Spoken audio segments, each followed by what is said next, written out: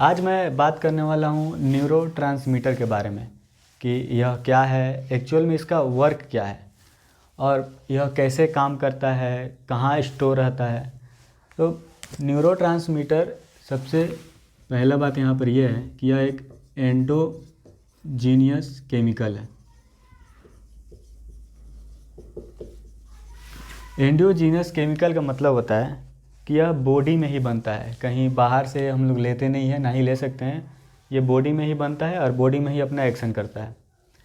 तो न्यूरोट्रांसमीटर को और अच्छे से बेसिक लेवल से समझने के लिए पहले हमें समझना होगा न्यूरॉन के बारे में। न्यूरॉन सेल, तो यह जो न्यूरॉन सेल है यह एक बेसिक यूनिट होता है नर्वस सिस्टम का।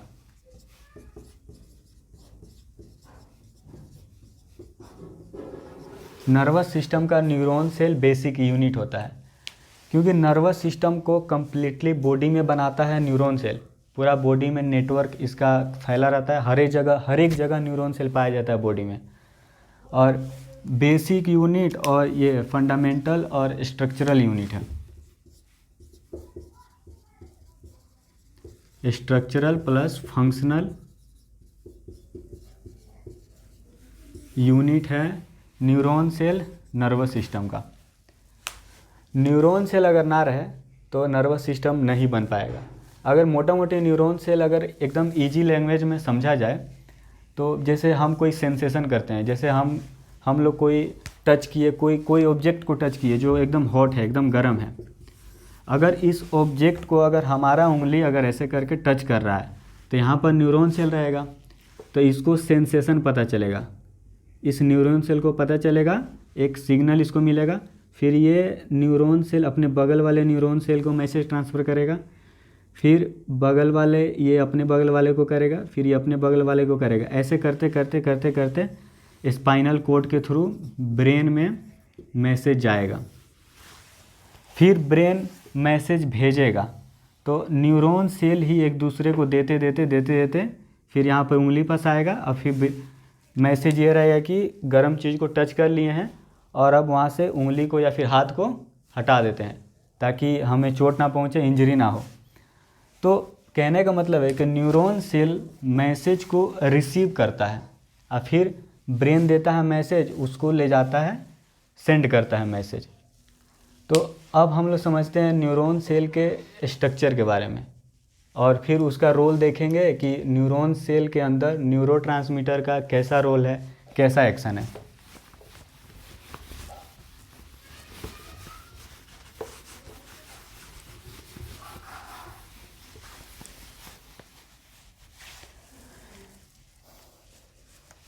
इसका जब स्ट्रक्चर देखेंगे तो सबसे पहले देखने को मिलता है डेंड्राइट। यह एक रफ स्ट्रक्चर है।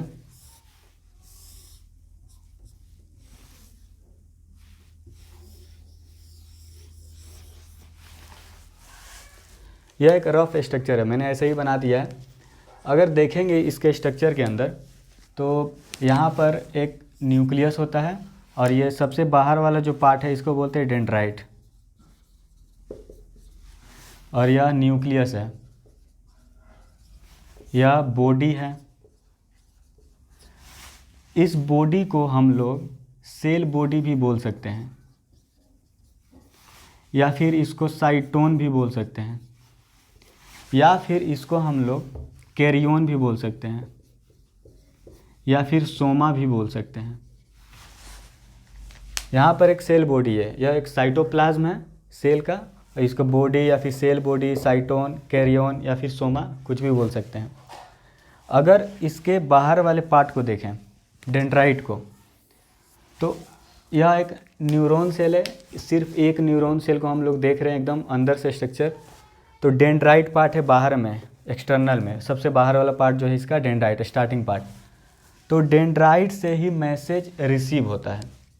अगर ब्रेन मैसेज दे रहा है या फिर हम एक्सटर्नल कोई चीज़ टच करके मैसेज अगर हम ले रहे हैं, सेंसेशन कर रहे हैं, तो न्यूरॉन में मैसेज जो सिग्नल है वो एंट्री करेगा इस डेंड्राइट के थ्रू। यह डेंड्राइट है, यह सब डेंड्राइट है। तो इस डेंड्राइट के थ्रू मैसेज एंट्री करेगा, मतलब न्यूरॉन मैसेज रिसीव करता है इस डेंड्राइट के थ्रू। यहाँ से रिसीव हो रहा है, यहाँ से मैसेज रिसीव हो रहा है। अब रिसीव होकर इधर आएगा, फिर इधर से होते हुए यह आपका एक जोन है, एक जोन बोलते हैं इसको, यहाँ पर आएगा।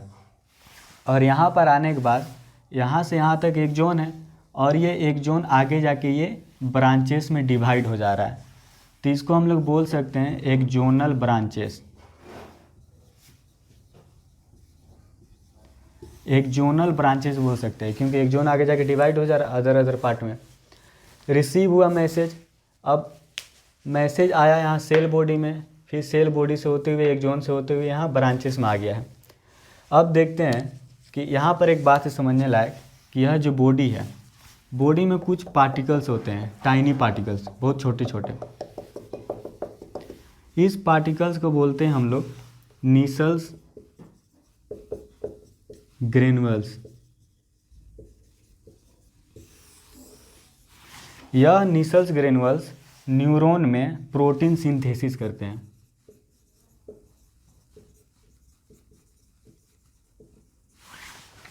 और इस सेल बॉडी में, जैसे हम लोग अगर कोई नॉर्मल सेल एनिमल का लें, उसमें ये साइटोप्लाज्म में सेलुलर ऑर्गेनेल्स रहता है, तो इसमें भी रहता है।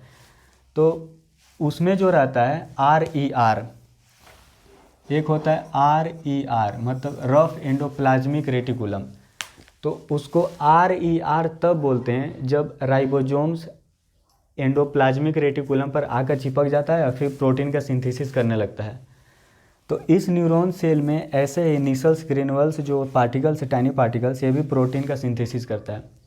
तो ये तब बनता है जब हम लोग राइबोसोम्स प्लस RER को जोड़ देंगे, एक साथ कर देंगे, तब ये बनेगा नीसल्स ग्रेनुअल्स, और यह न्यूरॉन सेल में प्रोटीन का सिंथेसिस करता है।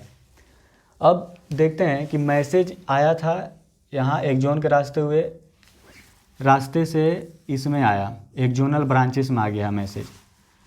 अब हम लोग बेसिक में समझे थे कि एक न्यूरॉन दूसरे न्यूरॉन को मैसेज देता है, तो बीच में जब दूसरा न्यूरॉन शुरू होगा तो यहाँ पर न्यूक्लियस रहेगा, क्योंकि डेंड्राइट यहाँ से कनेक्ट रहेगा, क्योंकि डेंड्राइट से ही शुरुआत हो रहा था न्यूरॉन सेल का। तो यहाँ भी डेंड्राइट रहेगा सेकेंड वाले न्यूरॉन सेल का, तो यहाँ पर डेंड्राइट रहेगा, और फिर यहाँ से ये सेकेंड न्यूरॉन शुरू हो रहा है। अब ये न्यूरॉन इस न्यूरॉन को मैसेज देगा। तो ये जो बीच वाला जो रास्ता है, यहाँ जो गैप है, इस गैप को बोलते हैं सिनेप्स या फिर साइनेप्स।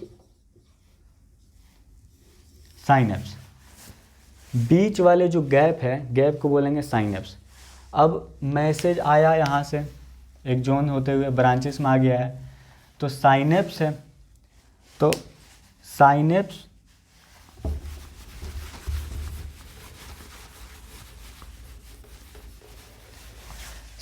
है, तो साइनेप्स से पहले, यहाँ पर साइनेप्स है, साइनेप्स से जो पहले ये वाला स्ट्रक्चर है, इसको बोलेंगे, पहले जब कुछ होता है, जैसे साइनेप्स है, तो साइनेप्स से जो पहले स्ट्रक्चर उसको बोलेंगे प्री, क्योंकि पहले है तो प्री, और इसको बोल देंगे सिनेप्टिक, प्री सिनेप्टिक स्ट्रक्चर, क्योंकि साइनेप्स से पहले है ना, तो प्री, और सिनेप्स से पहले है तो synaptic, pre synaptic.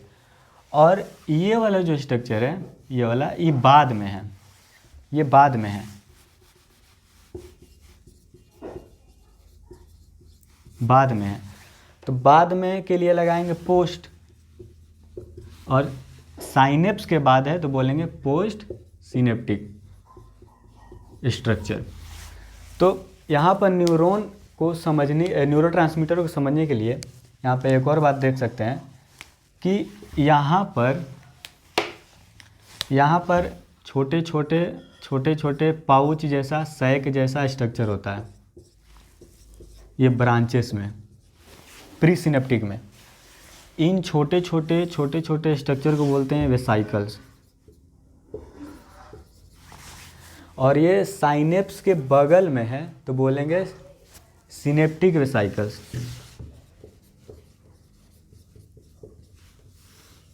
Synaptic vesicles बोलेंगे। क्योंकि जस्ट बगल में है। और इसी वेसाइकल्स में, ये वेसाइकल्स है, सपोज डेट या वेसाइकल्स है, तो वेसाइकल्स में ही ये जो न्यूरोट्रांसमीटर केमिकल है, एंडोजीनस केमिकल, इसी में प्रेजेंट रहता है और बनता है हमारा प्री सिनेप्टिक में और जाके स्टोर हो जाता है इस वेसाइकल्स में।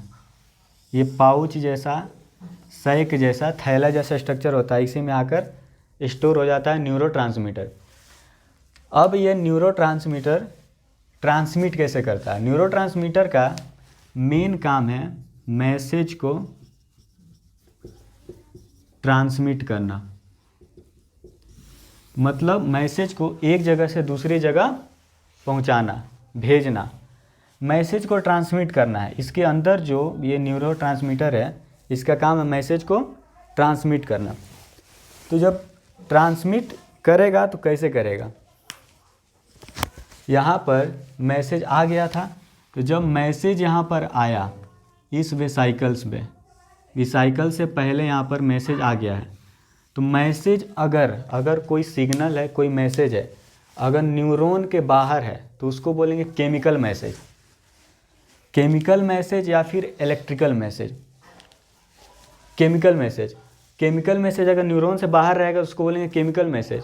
और अगर न्यूरॉन में एंट्री कर गया, अगर न्यूरॉन में एंट्री कर गया ये मैसेज जो है सिग्नल, अगर ये न्यूरॉन में एंट्री कर गया तो इसको बोलेंगे हम लोग इलेक्ट्रिकल मैसेज।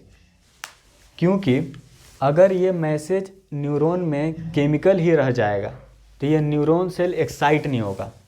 अब यहाँ पर एक्साइटमेंट का मतलब है कि अगर ये एक्साइट नहीं होगा तो ये मैसेज इस न्यूरॉन सेल से इस न्यूरॉन सेल में नहीं जाएगा। इसीलिए मैसेज का इलेक्ट्रिकल होना बहुत ज़रूरी है। तो न्यूरॉन के बाहर जो मैसेज रहेगा वो केमिकल मैसेज रहेगा या फिर केमिकल सिग्नल, और जब न्यूरॉन रिसीव कर लेगा डेंड्राइट के थ्रू, जब मैसेज अंदर आ जाएगा तो हो जाएगा इलेक्ट्रिकल मैसेज। और इलेक्ट्रिकल मैसेज यहाँ पर आएगा। अब ये प्री सिनेप्टिक में इलेक्ट्रिकल मैसेज आ गया, प्री सिनेप्टिक में। तो जब प्री सिनेप्टिक में आएगा तो कुछ चैनल्स होते हैं, कैल्शियम चैनल्स। तो अंदर में कैल्शियम चैनल्स का कंसंट्रेशन बहुत कम है, अंदर में बहुत कम है कंसंट्रेशन, और बाहर में कैल्शियम का कंसंट्रेशन बहुत ज़्यादा है। तो बाहर ज़्यादा है तो बाहर से अंदर में ही एंट्री करेगा। जब मैसेज यहाँ प्री सिनेप्टिक में आएगा तो ये कैल्शियम केमिकल जो है कैल्शियम, ये एंट्री करेगा प्री सिनेप्टिक में, और मैसेज भी इधर से आ गया है तो इलेक्ट्रिकल मैसेज है, तो इलेक्ट्रिकल मैसेज इस वेसाइकल्स पे जाएगा, और इलेक्ट्रिकल मैसेज जब वेसाइकल्स पे जाएगा तो उसको बस्ट कर देगा। तो वेसाइकल्स यहाँ पर बस्ट हो जाएगा। इसमें से जो ये वाला वेसाइकल्स है, यहाँ पे जब मैसेज आ रहा है इलेक्ट्रिकल मैसेज, तो ये वेसाइकल्स टूट जाएगा, बस्ट हो जाएगा, फूट जाएगा, और फिर ऐसे ऐसे करके हमारा न्यूरोट्रांसमीटर इस सिनेप्स में, यहाँ पर इसमें से सब में से न्यूरोट्रांसमीटर यहाँ सिनेप्स में आ जाएगा। तो इलेक्ट्रिकल मैसेज आया, बस्ट कर दिया। अब बस्ट होने के बाद ये न्यूरोट्रांसमीटर केमिकल सिनेप्स में आ गया। अब यहाँ पर समझने वाला एक और बात है कि यहाँ से जो न्यूरोट्रांसमीटर केमिकल आ रहा है, यह न्यूरोट्रांसमीटर बस्ट कर दिया वेसाइकल्स को, लेकिन यहाँ से जो कैल्शियम आ रहा है, ये कैल्शियम भी न्यूरोट्रांसमीटर को बाहर जाने में, वेसाइकल से बाहर जाने में, और फिर ये जो मेम्ब्रेन है, ये मेम्ब्रेन जो है, इस मेम्ब्रेन के साथ ये न्यूरोट्रांसमीटर मर्ज होने में कैल्शियम हेल्प करता है। तो यहाँ तक मैसेज आया, इसको बस्ट किया, फिर मैसेज यहाँ से निकला, फिर इस मेम्ब्रेन में ये न्यूरोट्रांसमीटर मर्ज होगा। तो जो मर्ज कराएगा, कैल्शियम भी हेल्प करता है मर्ज कराने में, इसीलिए कैल्शियम बाहर से अंदर आता है और न्यूरॉन सेल पूरा तरह से एक्साइटेड हो जाता है, और फिर यह न्यूरोट्रांसमीटर को रिलीज कर देता है साइनेप्स में। अब यहाँ पर जो साइनेप्स में ये न्यूरोट्रांसमीटर रिलीज हो गया है केमिकल, तो ये इसको जाना है अपने टारगेट सेल पर।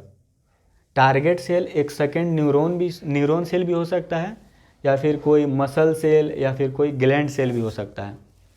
जिसके पास इसके लिए रिसेप्टर होगा वहीं पर ये जाके बाइंड करेगा। कहने का मतलब है कि अगर कोई लड़का है, अगर वो बहुत अच्छा है, सिंपल है, साधारण रहता है, तो सिंपल साधारण लड़कों के साथ रहेगा, बुराई के साथ, गंदे लोगों के साथ, गंदे लड़कों के साथ नहीं रहेगा। उसी तरह से ये भी है, ये न्यूरोट्रांसमीटर जो है ये वहीं बाइंड करेगा जिसके पास इसका रिसेप्टर होगा, जिसके पास इसके जैसे लोग होंगे वहीं जाके बाइंड करेगा। तो अगर इस न्यूरॉन सेल के डेंड्राइट में अगर इसके जैसा रिसेप्टर रहेगा तो ये जाके बाइंड कर जाएगा। अगर बाइंड कर जाएगा तो ये मैसेज एक न्यूरॉन से दूसरे न्यूरॉन में ट्रांसफ़र हो जाएगा, चला जाएगा, ट्रांसमिट हो जाएगा। अब अगर हम लोग बात करें कि न्यूरोट्रांसमीटर के टाइप्स का, तो टाइप्स भी देखते हैं।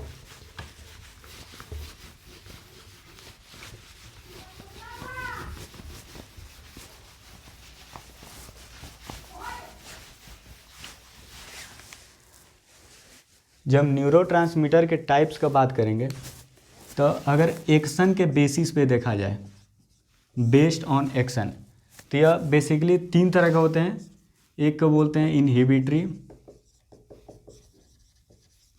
और एक को बोलते हैं एक्साइटेटरी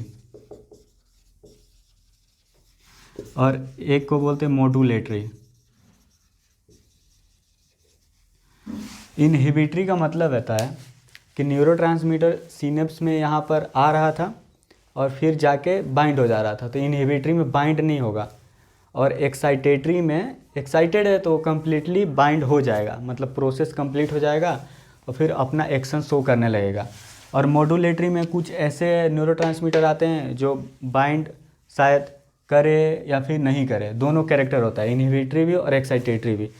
और एक होता है एक बेसिस जो नेचर देखते हैं, न्यूरोट्रांसमीटर के नेचर को देखकर उसको क्लासिफाई किया गया है। तो एक को बोलते हैं स्मॉल मॉलिक्यूल्स और एक ठो को बोलते हैं न्यूरोपेप्टाइड्स। तो स्मॉल मॉलिक्यूल्स में छोटे छोटे टाइनी पार्टिकल्स आएंगे और उनका जो एक्शन रहेगा बहुत स्पीड एक्शन रहेगा, रैपिड एक्शन रहेगा, बहुत जल्दी बाइंड कर जाएंगे और एक्शन शो करने लगेंगे। लेकिन इनका बहुत अगर देखा जाए ड्यूरेशन तो शॉर्ट एक्शन होता है, बहुत कम टाइम के लिए। और न्यूरोपेप्टाइड्स ऐसे न्यूरोट्रांसमीटर है अगर बाइंड करेंगे तो लेट से बाइंड करते हैं और इनका ड्यूरेशन, एक्शन का ड्यूरेशन भी बहुत ज़्यादा लॉन्ग टर्म के लिए होता है।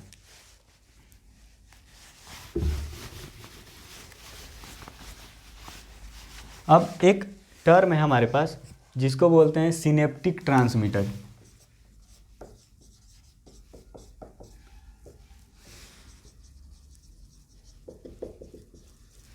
सिनेप्टिक ट्रांसमीटर, तो सिनेप्टिक ट्रांसमीटर का मतलब होता है कि जैसे यहाँ पर एक न्यूरॉन था,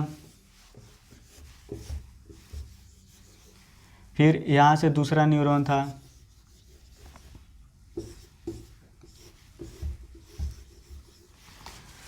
तो और बीच वाले गैप को बोल रहे थे सिनेप्स। तो यहाँ पर सिनेप्टिक ट्रांसमीटर का मतलब होता है कि जो केमिकल है न्यूरोट्रांसमीटर, यहाँ पर वेसाइकल्स में केमिकल स्टोर था न्यूरोट्रांसमीटर, तो ज़रूरी नहीं है कि यह न्यूरॉन से ही बाइंड हो, यहाँ पर कोई ग्लैंड सेल भी आ सकता है।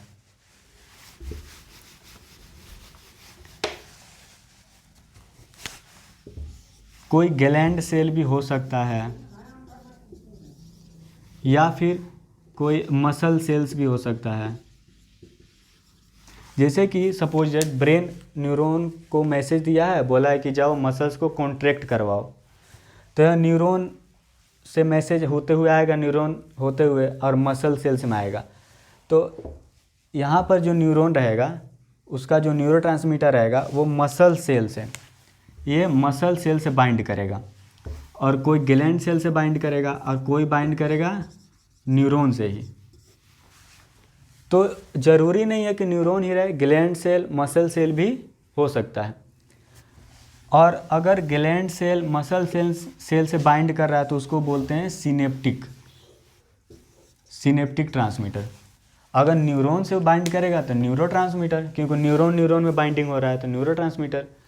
और अगर ग्लैंड सेल से मसल सेल से बाइंड हो रहा है तो सिनेप्टिक ट्रांसमीटर। तो न्यूरोट्रांसमीटर को सिनेप्टिक ट्रांसमीटर भी बोल सकते हैं या फिर न्यूरोट्रांसमीटर भी बोलेंगे तो काम चल जाएगा।